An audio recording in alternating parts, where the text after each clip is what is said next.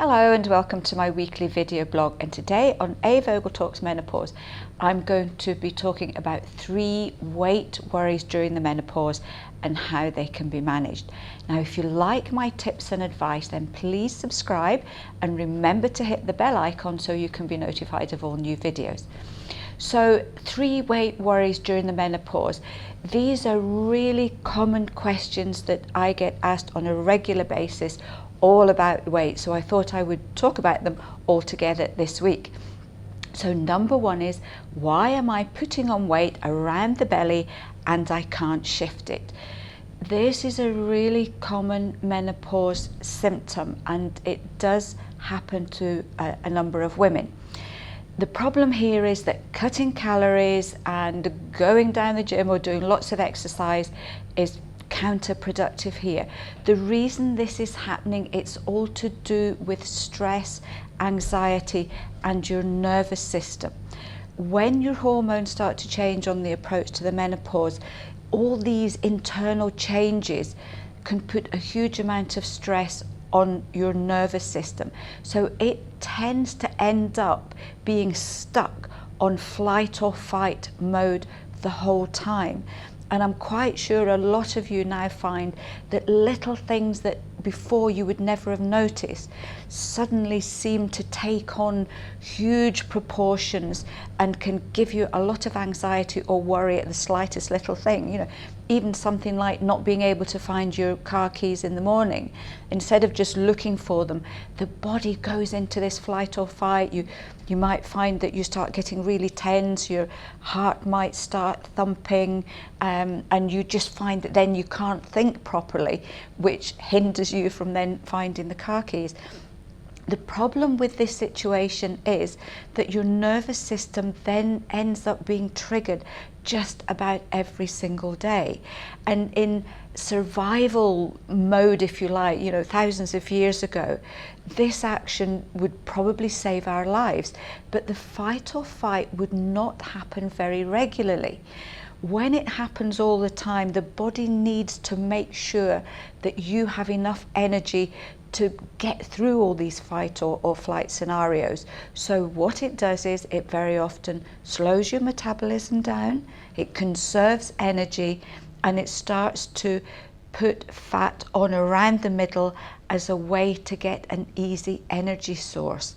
The other thing that can happen here is that your digestive processes get bypassed, and carbohydrates, especially the simple ones like sugars and white foods, they end up being turned straight into fat and they get put here.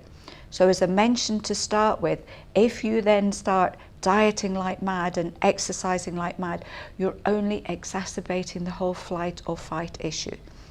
So in this situation, it's really important to deal with the nervous system. If you can get that calm, if you can get that working properly, then very often the weight will start to come off by itself.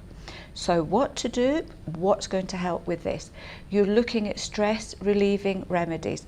Magnesium, an absolute must for your nervous system. This is really important. Make sure it's quite a high dose for this, so you're looking at maybe 300 or 400 milligrams on a daily basis. You can have a vitamin B complex alongside it, and then one of the stress relieving remedies. I would be inclined to go with something like our stress relief daytime if it's appropriate, or you can also look at herbs such as maca or ashwagandha, because these all help to calm the nervous system right down. Other things to do: plenty of water, because dehydration will make this flight or fight situation worse, and you need to try and get into a big habit of slow deep breathing whenever you can, because that's one of the quickest ways of calming your nervous system down. If anxiety, if the panic, if this is starting to get too much, then you can look at treatments such as acupuncture. That can be very effective as well. Once your nervous system has calmed down and you're feeling better, then that's the point where you would look at putting in some weight reducing strategies such as tweaking your diet and exercise. So number 2 why am I still gaining weight even though I'm exercising regularly and I'm being very careful with what I'm eating? This almost ties back to number one as well. If your nervous system is being pulled into the menopause, what happens here, as I mentioned before, is your metabolism starts to slow down.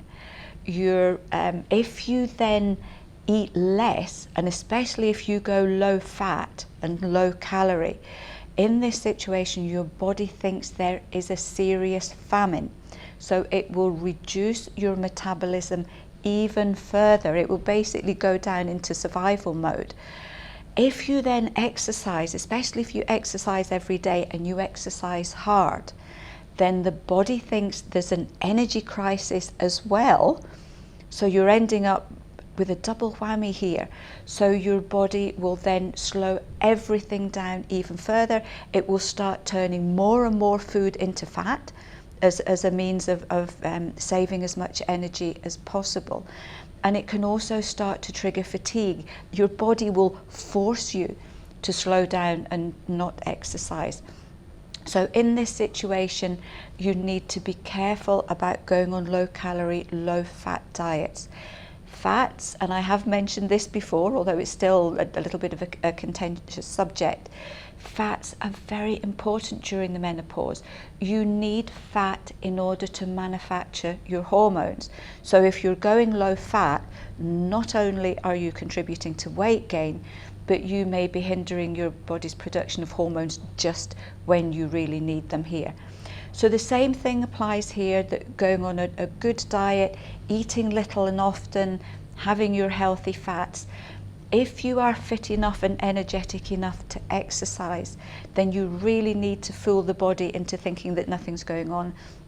And the best thing here is to try and do some high intensity interval training sessions every second day. If you exercise every day, the body thinks there's something seriously wrong going on. If you exercise at least every second day, you're giving your body time to rest and you're fooling it into thinking nothing is going on. And if you exercise very quickly, the exercises are over and done before your body has time to register that you're exercising hard. And that combination can often be really effective at shifting that stubborn weight gain. So number 3 is I'm piling on the weight, it's affecting my confidence, and the more down I feel, the more I eat, and this just goes on and on. One of the things that does happen in the menopause, we know, is that your blood sugar control can be affected. So your blood sugar levels will fluctuate a lot more. That will cause hunger. You will start to crave sweet things. And unfortunately, when we're down, when we're feeling low about anything, we tend to crave sweet foods, not healthy foods like fruit or a little bit of nice protein. We tend to crave them. So if we're putting on weight and we get really miserable about it, our mood dips, our blood sugar levels dip, we get the cravings to eat more, and then we go for the biscuits and the sugary foods and sugary drinks, and that makes things worse. What happens then is your blood sugar levels shoot up, you then get a very deep hit, a very deep fall, and then your mood drops as well, and the whole thing starts all over again.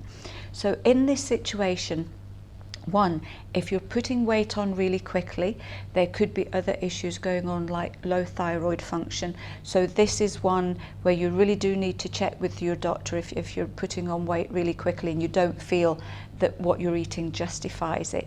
Secondly, it's all about stabilizing your blood sugars so that you're not craving the foods that are going to compound the whole problem. So you can look at things like magnesium is great, eat little and often, and it's going to be healthy snacks. So mid-meals, things like a small handful of nuts and seeds, some plain yogurt. We have got lots of tips on really good healthy snacks, so you could check the link on that one too. If your cravings are really bad, there is a supplement called chromium, which is known to help to balance blood sugar levels. So that might be worth taking just to help you to get over this particular blip. Once you can get your blood sugars stabilized, then you can focus on eating healthily and doing the exercises that I mentioned before. So I hope this has helped. As I said, these are really very common questions that we get asked very regularly. If any of you have any other tips that you have found has helped with your weight control, or things that you've done that have helped you to lose weight nice and steadily and healthy, then please share them with us, because I'm sure there's an awful lot of women out there who would love to know how you've got on. Until then, I'll see you next week for another edition of A.Vogel Talks Menopause.